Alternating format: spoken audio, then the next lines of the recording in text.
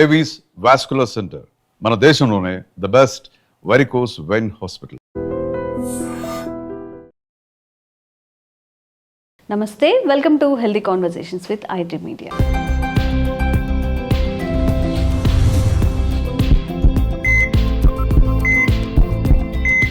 నేను మీ ఝాన్సీ. సో ఈరోజు మనతో ఉన్నారు వంటింటి చిట్కాలకు కేర్ ఆఫ్ అడ్రస్ అయిన మధుసూదన్ శర్మ గారు, ఎండి ఇన్ ఆయుర్వేద. సో చాలామందికి కీళ్ళ నొప్పులతో బాధపడుతూ ఉంటారు కదా. మరి మన ఆయుర్వేదంలో కీళ్ళ వ్యాధుల్ని ఇంట్లోనే ఏదైనా ఆహార అలవాట్లు మార్చుకొని లేదా ఆహార పదార్థాల్లో కొన్ని యాడ్ చేసుకొని కీళ్ళ నొప్పుల నుంచి బయటపడచ్చా? అసలు ఈ కీళ్ళ నొప్పులు ఉన్నప్పుడు ఎలాంటి జాగ్రత్తలు పాటించాలి తెలుసుకుందాము. నమస్తే సార్. నమస్తే. సో కీళ్ళ నొప్పులు అన్నప్పుడు చాలామందికి, అంటే దట్టు మనం ఇప్పుడు చలికాలంలో ఉన్నాం కాబట్టి లేస్తూనే మొత్తం ఇలా ఫ్రీజ్ అయిపోయినట్టుగా ఉంటారు చాలామంది. కొంతసేపు నడిస్తే కానీ ఫ్రీ అవ్వరు. ఒక 10-11 అయిన దాకా కూడా కొంచెం నడవడానికి ఇబ్బందిగా ఉంటుంది, కాళ్ళు పట్టేసినట్టు కానీ ఇన్కన్వీనియన్స్ ఉంటుంది కదా బాడీలో. దీని నుంచి బయటపడాలి అంటే ఏం చేయాల్సి ఉంటుంది? కీళ్ళ నొప్పులకి 1,00,000 కారణాలమ్మా. తీసుకునేటువంటి ఆహార పదార్థాలు అంటే పోషకాహారం సరిగ్గా లేకపోవడము, అదేవిధంగా వెయిట్ ఉండడము, తర్వాత షుగర్ ఒక నియంత్రణలో లేకపోవడము, అస్తవ్యస్త జీవనశైలి, మానసిక ఒత్తిడి, అదేవిధంగా నిద్ర సరిగ్గా లేకపోవడము, మోషన్ సరిగ్గా కాకపోవడము, గ్యాస్ట్రిక్ ట్రబుల్ ఉండడం, ఇవన్నీ కూడా ప్రత్యక్షంగా పరోక్షంగా ఈ కీళ్ళ నొప్పులో కారణభూతం అవుతాయమ్మా. కొంతమందికి స్పెసిఫిక్గా కొన్ని కీళ్ళే ఇన్వాల్వ్ అయ్యి కొన్ని కీళ్ళ భాగంలోనే నొప్పులు వచ్చేట్లయితే, కొంతమందికి మొత్తం బాడీలో ఉన్నటువంటి ఈ చిన్న జాయింట్స్ పెద్ద జాయింట్స్ అన్నీ ఇన్వాల్వ్ అవుతాయమ్మా. సో కీళ్ళకు సంబంధించినటువంటి ఈ కీళ్ళ నొప్పులు కానీ, అదేవిధంగా ఈ మోకాళ్ళ నొప్పులు ఇలాంటివన్నీ కూడా వీటి కోసం అని చెప్పేసి చాలామంది తెలిసి తెలియక వైద్యుల పర్యవేక్షణ కూడా లేకుండా అనాలోచితంగా, విచక్షణ రహితంగా, విచ్చలవిడిగా, విపరీతంగా ఆధునిక కృత్రిమ రసాయన ఔషధాలమ్మా, పెయిన్ కిల్లర్స్ వాడుతుంటారమ్మా. సో వైద్యులు కూడా అవసరం మేరకే వాడమని చెప్తారు, కానీ మరి వైద్యుల మాటను కూడా చాలామంది సరిగ్గా వినక నిర్లక్ష్యం చేసి మరి రకరకాలైనటువంటి ఈ పెయిన్ కిల్లర్స్ షాపులో తెచ్చుకొని వాడుకొని ఆ సమస్య తాత్కాలికంగా తగ్గిపోయినప్పటికీ ఇతర అనేక రకాలైన ప్రాబ్లమ్స్ కొని తెచ్చుకున్నటువంటి వాళ్ళు అవుతారమ్మా. సో ఈ ఆధునిక కృత్రిమ రసాయన ఔషధాలు ఏవైతే ఉన్నాయి, పెయిన్ కిల్లర్స్ వల్ల ఈ కడుపులో మంట ఉండడము, కడుపులో మంట రావడము, కడుపులో అల్సర్స్ రావడము, అదేవిధంగా గ్యాస్ట్రిక్ ప్రాబ్లమ్స్ రావడము, బోన్స్ సంబంధించిన ప్రాబ్లమ్స్ రావడము, అదేవిధంగా కొంతమందిలో కిడ్నీస్ డ్యామేజ్ కావడము. సో అవి కూడా ఇర్రిపేరబుల్ డ్యామేజెస్ అమ్మా. ఒక్కసారి పెయిన్ కిల్లర్స్ వల్ల ముఖ్యంగా కిడ్నీస్ దెబ్బతిన్నాయంటే దాన్ని ఇర్రివర్సబుల్, దాన్ని మళ్ళీ రివర్స్ చేయడం సాధ్యం కాదనమాట. అట్లా మేజర్ డ్యామేజెస్ కూడా కొంతమందిలో కలిగేటువంటి పరిస్థితి ఏర్పడుతుంది. కాబట్టి వైద్యులు కూడా చాలా జాగ్రత్తగా వాళ్ళ పర్యవేక్షణలోనే ఔషధాలు వాడమని చెప్పేసి కూడా సలహా ఇస్తుంటారమ్మా. ఇది నాణ్యానికి ఒకవైపే, కానీ ప్రకృతిలో అనేక రకాలైన ఔషధాలు ఉన్నాయమ్మా. ఇప్పుడు అలాంటి ఔషధాలను వాడుకోవడం వల్ల ఈ యొక్క ఎక్కడ జాయింట్స్లో నొప్పినప్పటికీ ఆ నొప్పిని తగ్గించేందుకు సమర్థవంతంగా, శీఘ్రంగా, సత్వరం పనిచేసేందుకు ఇప్పుడు మనం చెప్పుకోబోయేటువంటి అనేక రకాలైన ఔషధాలు ఉపయోగపడతాయమ్మా. వాటిల్లో అందరూ తయారు చేసుకోదగ్గ ఆహార ఔషధాన్ని కూడా చెప్తానమ్మా. సో ఈ కీళ్ళ నొప్పులు వస్తే సర్వసాధారణంగా ఏం జరుగుతుందంటే, కీళ్ళ భాగంలో వాపు, పోటు, మంట, సలుపు, అసౌకర్యము ఇలాంటివన్నీ కలుగుతుంటాయమ్మా. సో కీళ్ళ భాగంలో ఎముకలు దెబ్బతింటాయి, కండరాలు దెబ్బతింటాయి, అదేవిధంగా కండరాలకు సంబంధించి ఆ చివరి భాగంలో ఉన్నటువంటి ఈ యొక్క టెండాన్స్ ఇలాంటివి దెబ్బతింటాయి, ఎముకలు అంతుకునేటువంటి ఈ లిగమెంట్స్ ఇలాంటివి దెబ్బతింటాయి. సో ఆ యొక్క వాతావరణం అంతా దెబ్బతినేటువంటి పరిస్థితి ఏర్పడుతుంటుందమ్మా. దీనివల్లనే ఇవన్నీ వస్తుంటాయి. మరి ఆ ప్రక్రియ జరిగేందుకు ఓ ఇన్ఫ్లమేషన్ అనే ప్రక్రియ జరుగుతుంటుంది అన్నమాట. అలా వచ్చేదానికి కారణం ఇన్ఫ్లమేషన్ ప్రక్రియలో భాగంగానే కొన్ని రకాలైన హానికారకమైనటువంటి రసాయన పదార్థాలమ్మా, TNF ఆల్ఫా, సైటోకైన్స్, ప్రోస్టాగ్లాండిన్స్ ఇలాంటి అనేక రకాలైన రసాయన పదార్థాలు ఇన్ఫ్లమేటరీ మీడియేటర్స్ అంటారు అనమాట. సో ఇవన్నీ ఉత్పత్తి కావడం వల్లనే ఈ యొక్క నొప్పులు, పోటు, సలుపు ఇవన్నీ వస్తుంటాయమ్మా. సో వాటి యొక్క ఉత్పత్తిని తగ్గించేందుకు, ఇన్ఫ్లమేషన్ తగ్గించేందుకు, అదేవిధంగా వాటి యొక్క దుర్లక్షణాలన్నింటినీ తగ్గించేందుకు, వాటి యొక్క శక్తిని నిర్వీర్యం చేసేందుకు కూడా ఇప్పుడు మనం చెప్పుకోబోయేటువంటి ఔషధాలు చాలా చక్కగా ఉపయోగపడతాయమ్మా. కేవలము పెయిన్స్ని తగ్గించడమే కాకుండా భవిష్యత్తులో ఇతర ఉపద్రవాలు రాకుండా కూడా ఇప్పుడు మనం చెప్పుకోబోయేటువంటి ఔషధం పనిచేస్తున్నాం. సో ఔషధం ఎలా తయారు చేసుకోవాలంటే అమ్మా, కేవలం 3 పదార్థాలమ్మా. సో మొట్టమొదటి పదార్థం శొంఠి. సో అల్లాన్ని కొన్ని ప్రక్రియల ద్వారా తయారు చేయడం వల్ల ఈ శొంఠి తయారైపోతుంది. సో మనకి శొంఠి మార్కెట్లో దొరుకుతుంది, శొంఠి పొడి కూడా మార్కెట్లో దొరుకుతుందమ్మా. శోధించే శొంఠి అంటారు అనమాట. సో శరీర భాగాల్లో ఎక్కడ నొప్పినప్పటికీ, ఏ కీళ్ళ భాగంలో నొప్పినప్పటికీ ఈ శొంఠి చాలా అద్భుతంగా పనిచేస్తుందమ్మా. ఇందులో జింజరాల్స్, అదేవిధంగా షాగోల్స్, కుర్కుమిన్ను, శాలిసైలైట్స్ ఇవన్నీ కూడా ప్రత్యక్షంగా పరోక్షంగా ఈ యొక్క నొప్పులు తగ్గేందుకు, కీళ్ళ నొప్పులు, మోకాళ్ళ నొప్పులు ఇలాంటి నొప్పులు తగ్గేందుకు చాలా చక్కగా ఉపయోగపడతాయమ్మా. సో ఇంకోటి ఏంటంటే ఈ ఇందులో ఉన్నటువంటి ఈ శాలిసైలైట్స్ ఏవైతే ఉన్నాయో ఇవి ముఖ్యంగా మన బాడీలోకి వెళ్ళిన తర్వాత, రక్తంలో కలిసిన తర్వాత శాలిసైలిక్ యాసిడ్గా మారిపోతాయమ్మా. సో పూర్వకాలము ఈ నొప్పులు తగ్గేదానికి యాస్ప్రిన్ లాంటివి వాడేవాళ్ళు. ఈ రోజుల్లో కూడా కొన్ని రకాలైనటువంటి పెయిన్స్కి వాటి కూడా వాడుతున్నారు అన్నమాట. సో ఈ యాస్ప్రిన్ లాంటి ఔషధం ఏదైతే ఉందో శాలిసైలిక్ సంబంధించినటువంటిది, అది నొప్పులు తగ్గేందుకు వాడతారు. సో దీంట్లో ఉన్నటువంటి యొక్క శాలిసైడ్స్ వల్ల మార్పు చెందినటువంటి ఈ శాలిసైలిక్ యాసిడ్ ఏదైతే ఉందో ఇది ఎలాంటి సైడ్ ఎఫెక్ట్స్ కలగదమ్మా. ఆధునికంగా కృత్రిమంగా తయారు చేసినటువంటి ఆ శాలిసైలిక్ యాసిడ్ అయితే సైడ్ ఎఫెక్ట్స్ని కలగజేస్తుంది, కానీ ఇది మాత్రం క్షేమదాయకంగా పనిచేస్తుంది అనమాట. సో ఈ యొక్క శొంఠి పొడి ఒక 30 గ్రాములు తీసుకోవాలమ్మా. అలాగే రెండవ పదార్థంగా ఓమము, దీన్నే వాము, అజవాయిన్ అనేటువంటి పేర్లతో పిలుస్తుంటారు.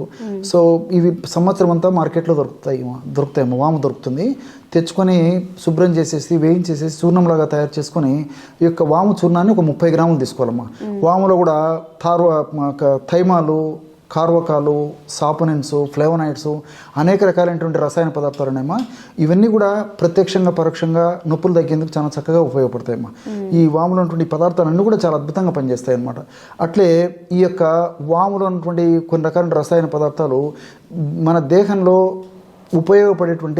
మన దేహానికి ఉపయోగపడేటువంటి మంచి కొలెస్ట్రాల్ను పెంచి చెడు కొలెస్ట్రాల్ను తగ్గించేందుకు కూడా ఉపయోగపడతాయి.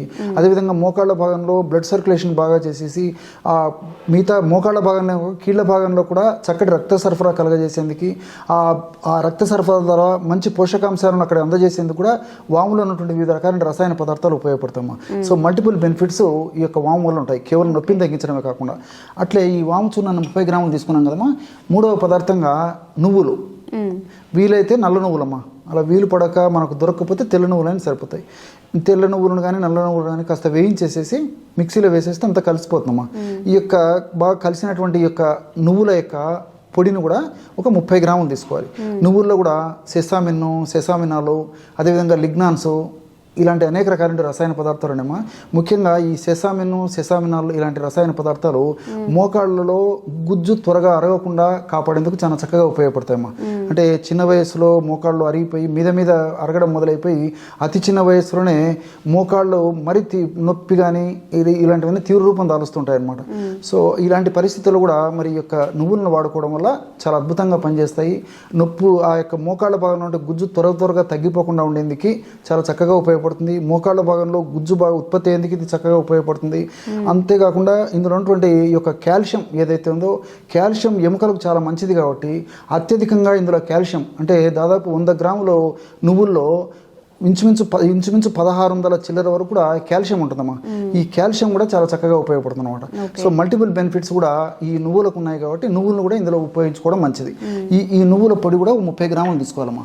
శొంఠి పొడి 30 గ్రాములు, వాము పొడి 30 గ్రాములు, అదేవిధంగా నువ్వుల పొడి 30 గ్రాములు. ఈ 3 పదార్థాలు తీసుకోవడం వల్ల 90 గ్రాముల ఔషధం రెడీ అయిపోతుంది.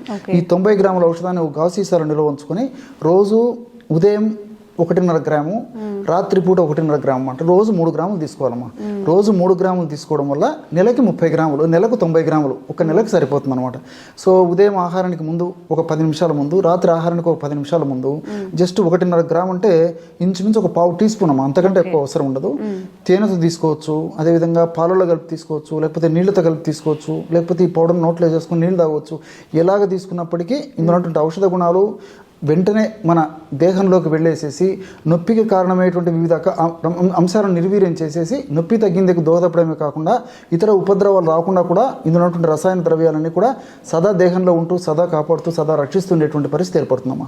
ఓకే సార్, చాలామందికి టెంపరీ రిలీఫ్గా అప్పటికప్పుడు తగ్గిపోవాలి, చాలా పెయిన్స్ ఉన్నాయి అన్నప్పుడు ఆయుర్వేదంలో ఎలాంటి మెడిసిన్ ఉంది?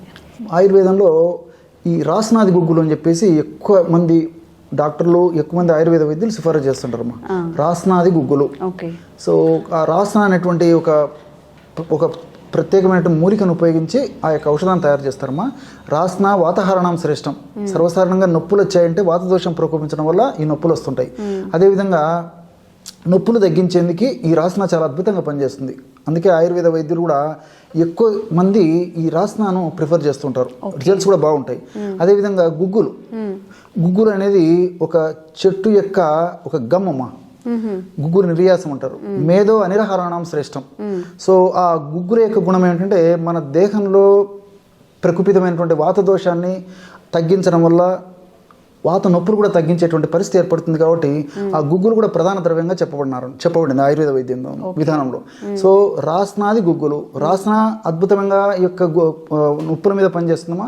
అదేవిధంగా గుగ్గులు కూడా చాలా అద్భుతంగా పనిచేస్తుంది. కాబట్టి రెండు కలిపి ఔషధంగా తయారు చేసి వాడుకోవడం వల్ల ఫలితాలు మరింత సమర్థవంతంగా మరింత శీఘ్రంగా ఉండడానికి అవకాశం ఏర్పడుతుంటుంది. కాబట్టి ఈ రాస్నాది గుగ్గులు అనేటువంటి ఔషధాన్ని సమస్య నొప్పులు తీవ్రంగా ఉన్నప్పుడు మరి పెద్దవాళ్ళు అయితే ఉదయం 2, మధ్యాహ్నం 2, రాత్రి 2 ట్యాబ్లెట్స్ చిన్నగా ఉంటామా.